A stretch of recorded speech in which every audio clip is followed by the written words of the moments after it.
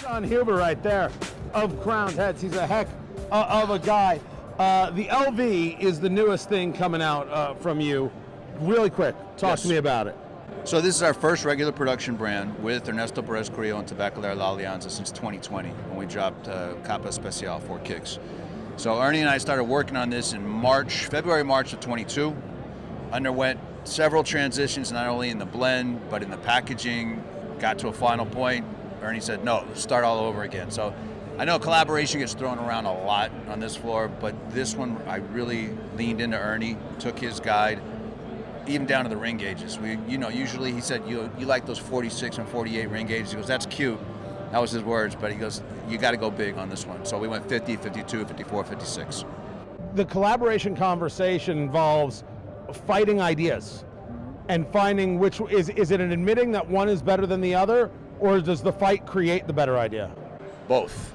I mean, I had the packaging to the point where it was production ready, and I just had to pull the trigger, and Ernie's like, I'm not crazy about it. And then usually I don't run packaging by Ernie. This time I did, because I really wanted everybody to be proud of this, because it was a really special blend for us. And so I was like, all right, throw it away, we'll start all over again. And then we did it again, and then we did it again, and what you see is the final rendition. Why the collaboration on this one? I mean, you do your things. You have a series of sticks out there. Well, because it was the first regular production in 3 years with him, one. Two, the tobaccos that we actually ended up choosing were like very limited special tobaccos. The wrapper had been aged a minimum of 4 years.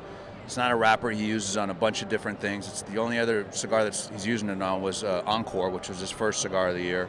So I felt kind of like, indebted to him. Like I got to listen a little bit more because he's really letting us use the primo stuff. It wasn't the regular run. Is it weird in this industry that a guy who has been around as long as you have, and that's not an insult, that's just fact, is still looking up to other guys and listening to other guys? Is that a humbling experience, or is that the growth moment? I think you have to stay humble. Otherwise, somebody's going to make you humble. I mean, who am I to question Ernesto Perez-Carrillo? That guy's literally Mount Rushmore for me. He's up there with Padron, the Fuentes, these kind of guys, and the Garcias, what have you. So I'm not going to question him. It doesn't matter if I've been around for 20 years or 40 years. He's still the man to me, Let's talk about the last few years, that whole COVID explosion, big sales everywhere, things come back to earth. What's come back to earth? What does the future look like? Well, I think it's not like you haven't seen a drop. It's not back to like 19 numbers, but you've seen it level off a little bit, let's say that. But I think I'm very optimistic about the future. Numbers are still good. I mean, day one, you can't tell anything after the first day, right?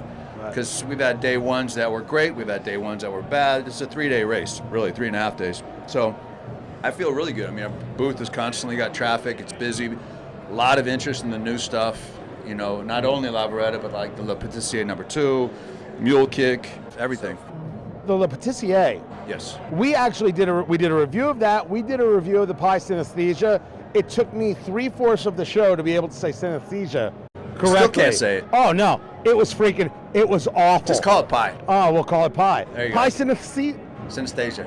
Synesthesia? Yeah. Oh, I've been saying it wrong. Yeah. I think it's stasia, not Is it? stasia. Oh, see, now you don't know. No, I do know. I'm telling you. I'm being nice and telling you I think it's this. At least you got Le Patissier right, because all of our guys call it Le Patissier, and I'm like, no, it's Le Patissier.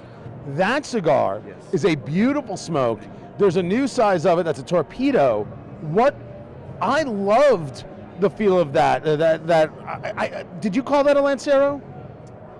Which one? The very first one it came out as the exclusive. No, it was more like a Lonsdale. Okay. Why the torpedo? Because we haven't really done torpedoes since, I think the only torpedo I've done in a regular production brand was 4 Kicks. One of the original Vitolas was a Pyramide.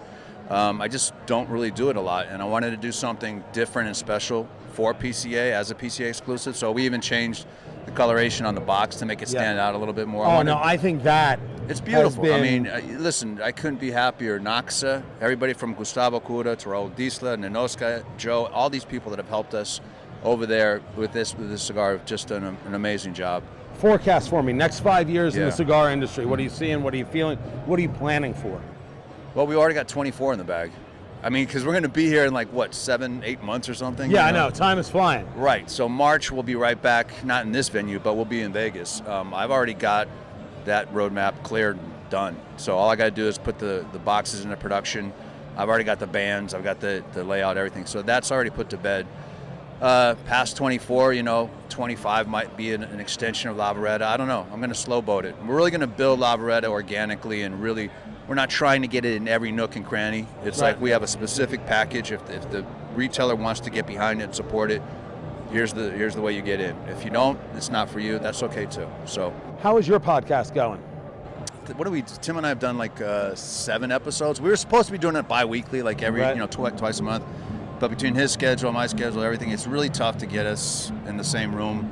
So we probably should be more than 7 in, but we're going to do 8 when we get back. So it's going okay. I mean, I don't know what to judge you. I don't know what the metrics are on it. We've taken a long look at it, and we have a series of notes for you. Okay. Have you thought about show tunes? I have. I actually have quite a vast portfolio of show tunes I've Yeah. recorded. I have an album out. Really? Like Yeah. Gilbert and Sullivan? I just use a different, name, Ah. a pseudonym. It's like, Johnny Walnuts. I have the whole dinner CD. It's a 2 CD thing. Johnny Walnut's the cousin of Fingers Malloy. Yes.